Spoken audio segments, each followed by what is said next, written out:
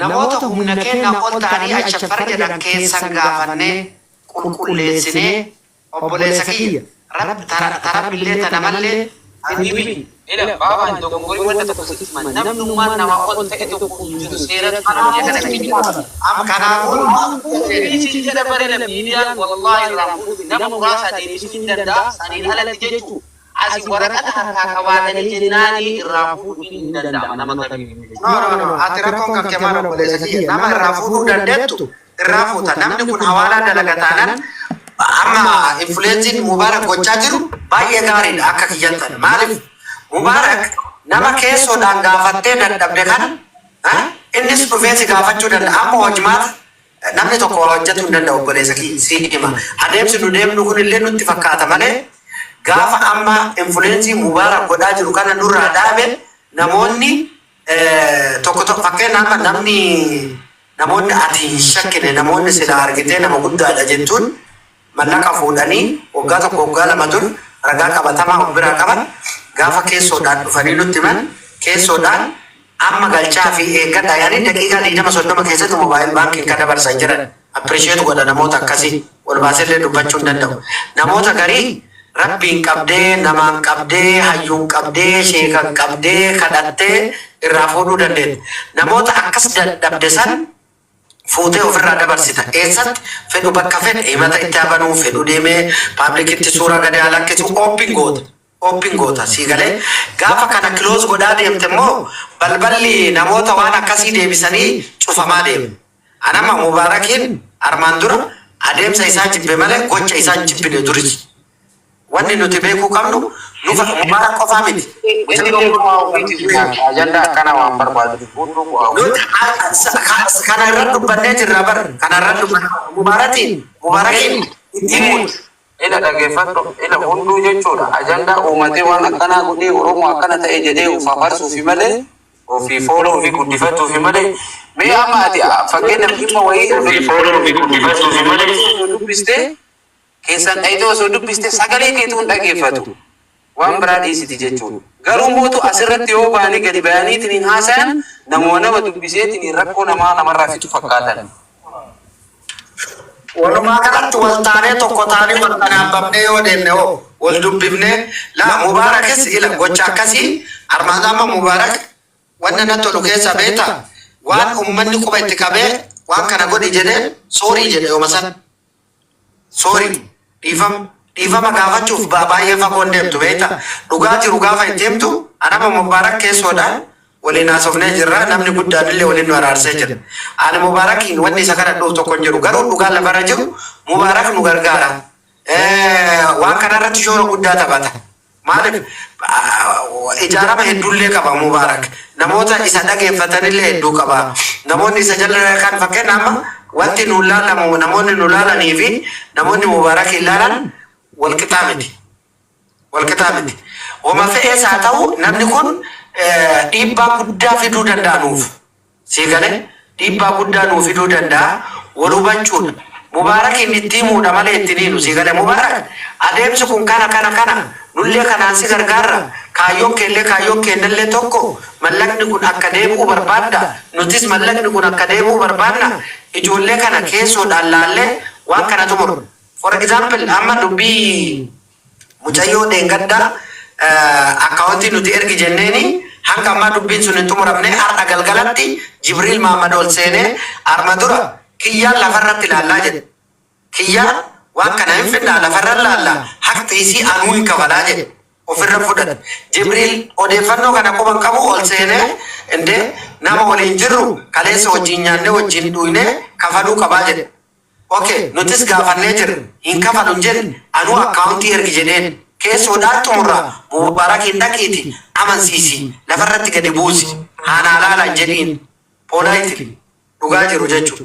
Amma mucaanis nutis ana akka kiyyatti waan kana hin fudhadhu ofirratti mucayyoon istiilaa garraa na dubbisaa jirti haasofni isiin naan haasofta jirti.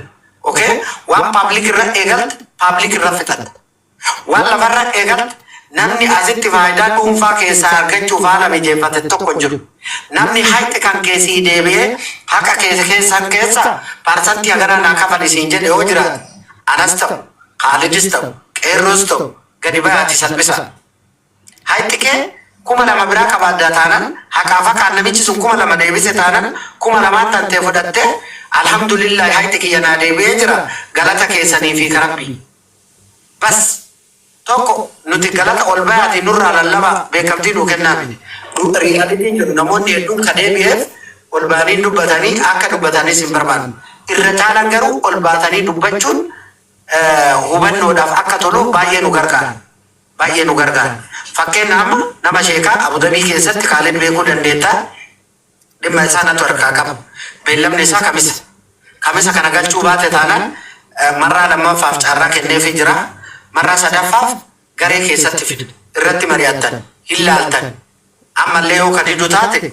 fuunee ragaa fi ragaa qabatamaa waan qabu waan ta'eef dhimma ilaalu nama ilaalu san biraan geenu siigalee wanti ilaalame gamuma seeratiinuu wanti ilaalamee furmaata argatu jira wanti ilaalamee immoo furmaata arganne jira namichi sunis riizinii biraa dhiyeeffachuu danda'a waan ta'eef mallaqa ragaa itti qabdu guutumaan guututtiin argadha jechuun dandeettu akka ati itti deemtu sunii fi akka itti seerri si ilaalu wal adda ta'uu danda'a namichi ati himattu sun ragaa qabatamaa fi qabatamaa dhiyeeffachuu danda'a waan ta'eef waan si machiisu si machiisa himatu waan si machiifne hin taarin baasii garagaraatiif hin saaxilamin dhiiroo kallattii ol qabsiisuu fi malee waan biraatii fi miti wal hubachuu qabna dhimma mubaarakiitiin wal qabatee dhiisamee arragaaggaa rakkoon tokko hin jiru walitti himuudha keessoodhaan rakkoon isaa kana rakkoo kana sirreeffachuu qabna akkaataa saniin waliin adeemnu qeerroo itti fufu.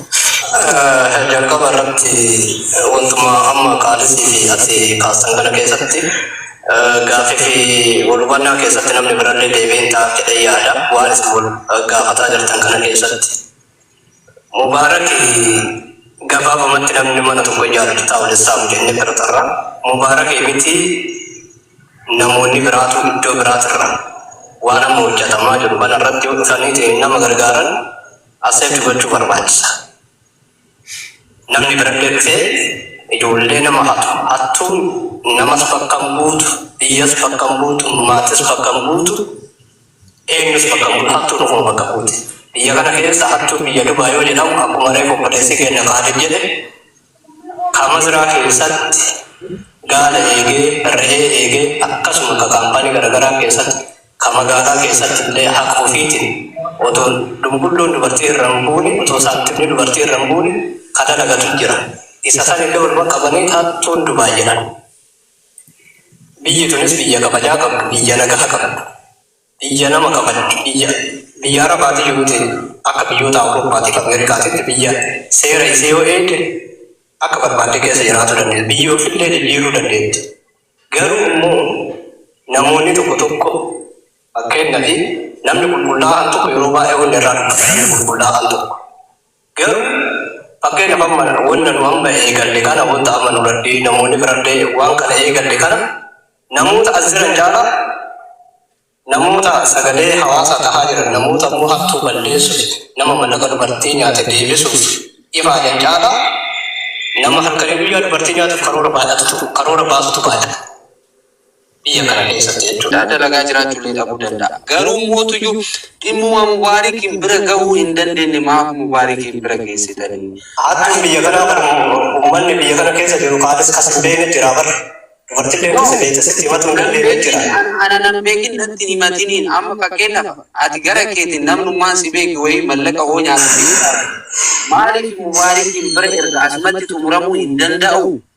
Asuma namu azil inda labarin kaando kiyeti tumura arabe dubbi aparin kabe ka wali takasi asita bina watoko vitisi sasre fana mata kara Mubarak tinde ma ademsi gara to kotte 50-50 inde garande gara ademsi sama nama to kodo inga ati pakena pamma baba nurandi dubartiin takko da ija suuraa isaa ergite odoodha keessa keessan gaafatin baba nurandi kenni malaka bado to jedhen gaafatin asuma fuudhee nurandi kun hattuudha hattu biyya Dubaa yoo jechuun sun dhikku adeemsa keessatti gorgisiisa.